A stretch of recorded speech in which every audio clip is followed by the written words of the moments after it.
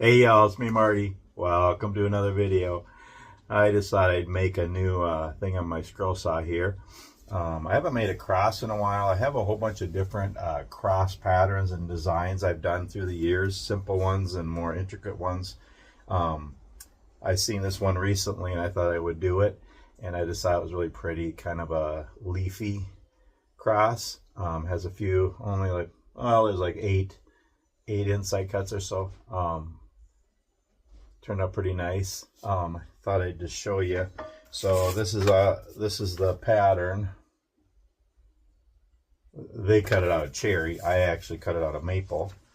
This is out of the Spring 2010 Scrollsaw Woodworking and Crafts magazine. And it's a Eric Van Malderen pattern. And yeah, I cut it out of maple. I think it turned out pretty nice. Now, a couple of things: 3/4 inch solid maple, and I put clear packing tape on the back of it, which I like to put on the back of hardwoods, maple, cherry, even oak sometimes, real hardwoods, or thicker woods. And putting the clear packing tape on the back, it cuts smoother, it doesn't burn as easy, and the blades don't break. You know, they last longer, so that really helps.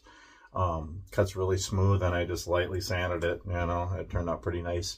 Couple of things: I don't really follow pattern lines exactly. I just use them as a guide. Again, I'm not like everybody. I don't like to do patterns exactly the same. I just like to vary them. So I didn't even do all the inside cuts, and I kind of went outside the line a little bit, but can't tell, and I think it looks beautiful. It turned out really nice. Made it on my oh gosh, 27-year-old Delta Scrollsaw here, with the Olsen PGT number 5 blade.